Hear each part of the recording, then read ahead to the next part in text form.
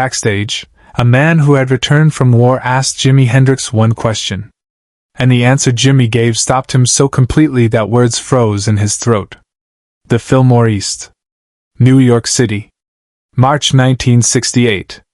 The second show had just ended. 2,000 people had screamed themselves hoarse. Jimi Hendrix had walked off stage drenched in sweat, his guitar still feeding back through the amplifiers, the sound technician scrambling to kill the power before the speakers blew. Backstage was chaos. Band members, roadies, hangers-on, people with backstage passes who had no real reason to be there except proximity to fame. The usual carnival that followed Jimi everywhere he went. He sat alone in the corner of the dressing room.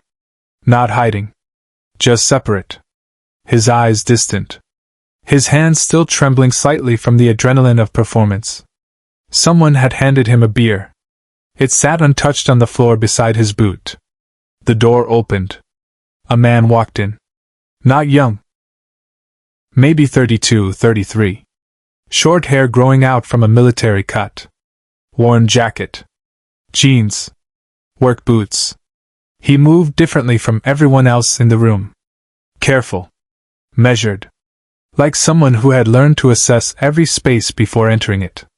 He stood near the door for a long moment. Watching. Waiting for the right moment to approach. Jimi noticed him immediately. Not the frantic energy of a fan. Not the calculating distance of a journalist. Something else.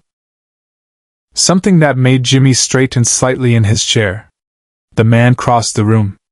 Slowly. No rush. He stopped a few feet from where Jimi sat. "Mr. Hendrix," he said quietly. His voice had gravel in it. The kind that comes from breathing smoke and dust and things that don't belong in lungs. Jimi looked up. "Just Jimi." "Jimi." The man nodded. "I'm Robert. I got back from Vietnam 4 months ago." Jimi didn't say anything. Just waited. Robert shifted his weight. His hands were in his pockets. "I heard you play Machine Gun tonight. Out there on stage."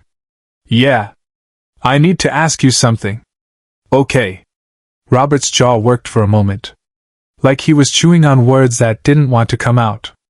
"When you play that song, when you make the guitar sound like that, like bullets, like helicopters, like screaming."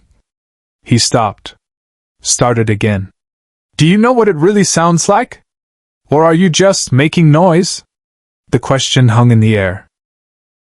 Around them, the backstage noise continued. Someone laughed. A bottle clinked. A roadie shouted something about tomorrow's sound check.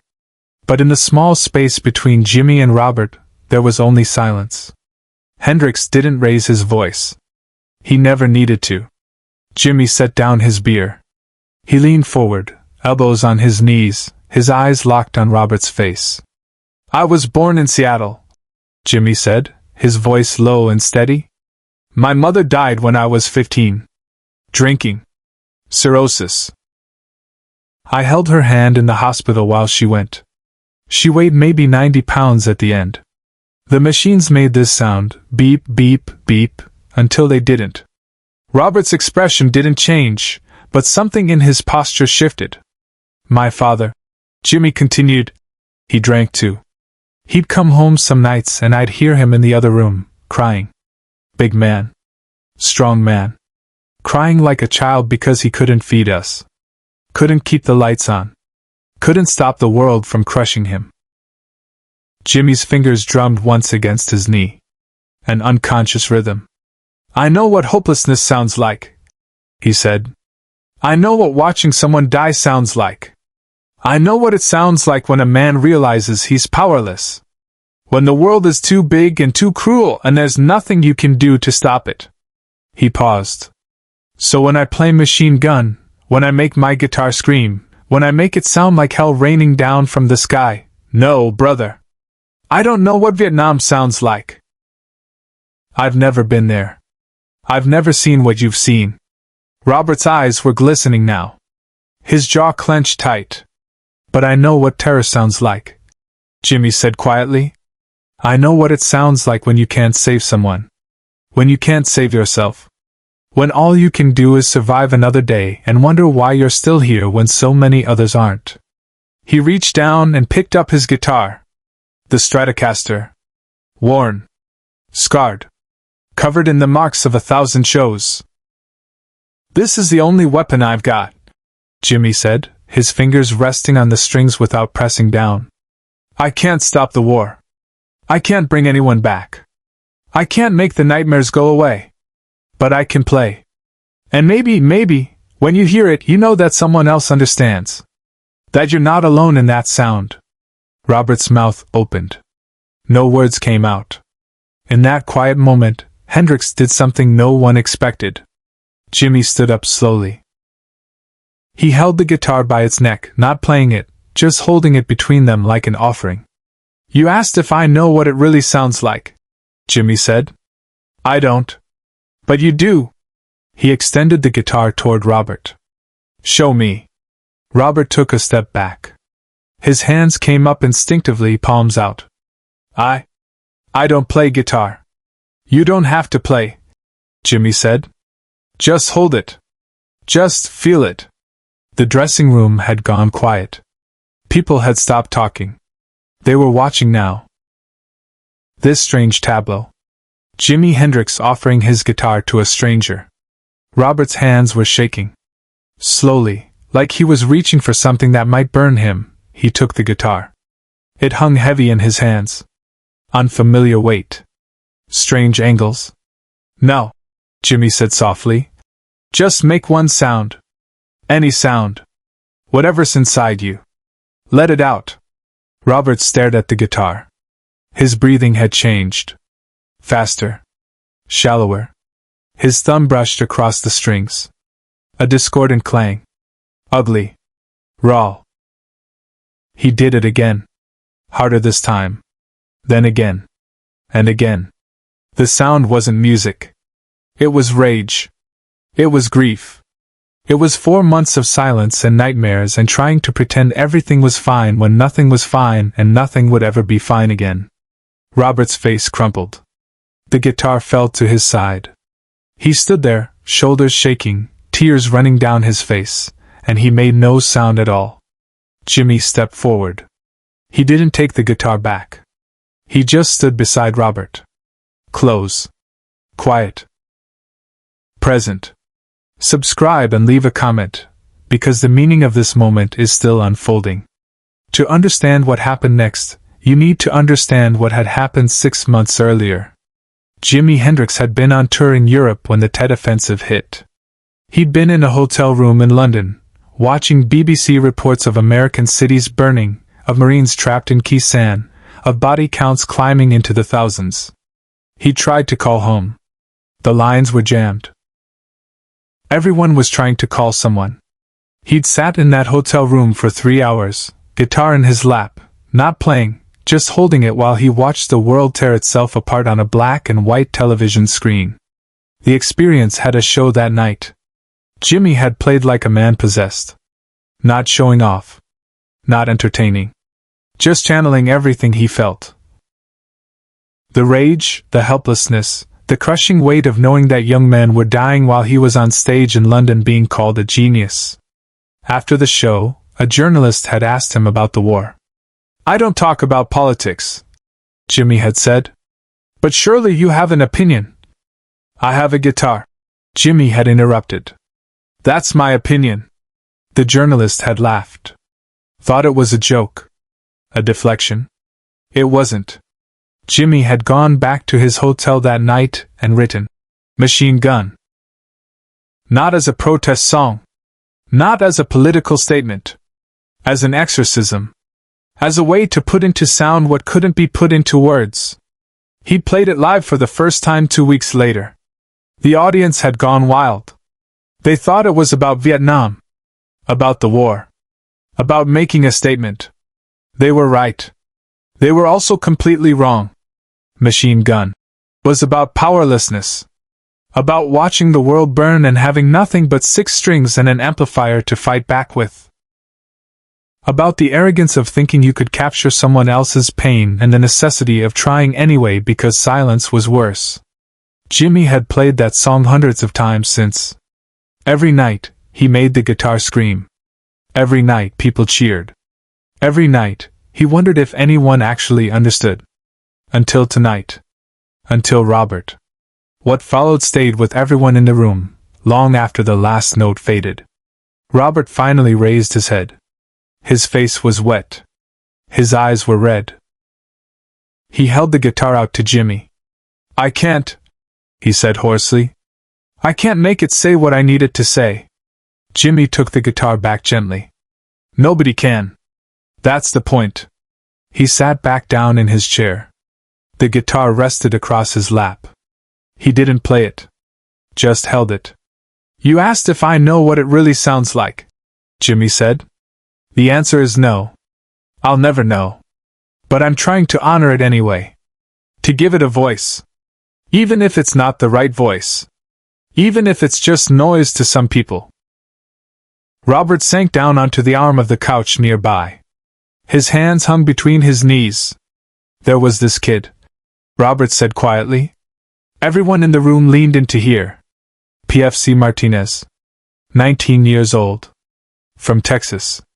He used to sing this song, some Mexican ballad his grandmother taught him. Beautiful voice. We'd be in the jungle, middle of the night, scared out of our minds, and he'd sing so quietly you could barely hear it. But you could. We all could. Robert's voice broke. He pushed through it. He stepped on a mine 3 weeks before I rotated out. There wasn't enough left to send home. Jimi closed his eyes.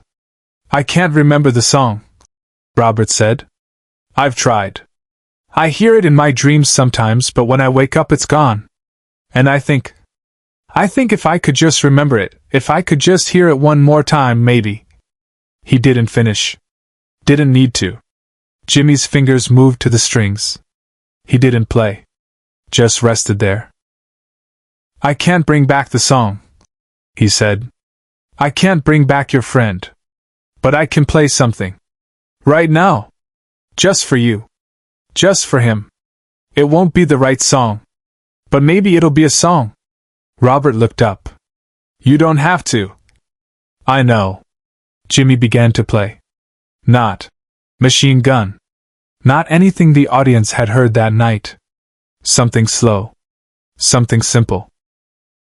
A melody that sounded like it might have been old, might have been new, might have been something Jimi was inventing in that exact moment. It wasn't showy. There were no tricks. No feedback. No violence. Just notes. Clean. Clear. Hanging in the air like prayers. The backstage area had gone completely silent. 20 people stood frozen, watching Jimi play for an audience of one. When he finished, he looked at Robert. "That's for Martinez," Jimi said quietly. "And for every man who didn't come home. I can't remember their songs. But I can play this one. And maybe that's enough." Robert's face was in his hands. His shoulders shook. He made no sound. Jimi set the guitar aside and stood up. He crossed to Robert and put one hand on the man's shoulder. He didn't say anything. Didn't need to. They stayed like that for a long time. Eventually, Robert raised his head. He wiped his face with the back of his hand. He looked at Jimi with an expression that was part grief, part gratitude, part something that had no name. "Thank you," he said. Jimi nodded once. "Thank you for asking. Share and subscribe. Some stories deserve to be remembered." Robert left a few minutes later. Walked out into the New York night. Jimi never saw him again. Never knew his last name. Never found out what happened to him after that night. But 3 months later, Jimi was in a diner in Atlanta at 4 in the morning after a show. A waitress brought him coffee and said, "My brother came to see you in New York a while back. He doesn't talk much about what happened over there. But he told me about meeting you. He said you played a song for someone who died. He said it helped." She'd smiled. "So thank you?" "From our family." Jimi had nodded. Told her the coffee was on him. Sat alone in that booth for another hour, staring at his reflection in the window. He played Machine Gun differently after that night. Not louder, not angrier, but with something else underneath. Something quieter. Something that sounded like listening. Years later, a man who had been in that dressing room told a journalist, "I've seen Jimi play for stadiums. For royalty. For people who screamed his name like he was a god. But I never saw him play with more purpose than he did that night for a veteran whose name none of us knew." Robert never came to another concert. Never sought Jimi out again. But 6 months later, a letter arrived at Jimi's management office. No return address. Just a few lines. "I remembered the song. Martinez's grandmother's song. I sang it at his grave. Thank you for giving me the space to hear it again." Jimi kept that letter in his guitar case. Carried it with him until the end. The guitar Robert held that night, the Stratocaster with his fingerprints still on the strings, now sits in a museum. Next to it, a small placard. Sometimes the most important performances have an audience of one. Jimi Hendrix never talked about that night publicly. But he played Machine Gun differently afterward. Slower. Listening more. As if every note was a question, not an answer. Real mastery isn't making people applaud. It's making them stop. Think. Remember they're human.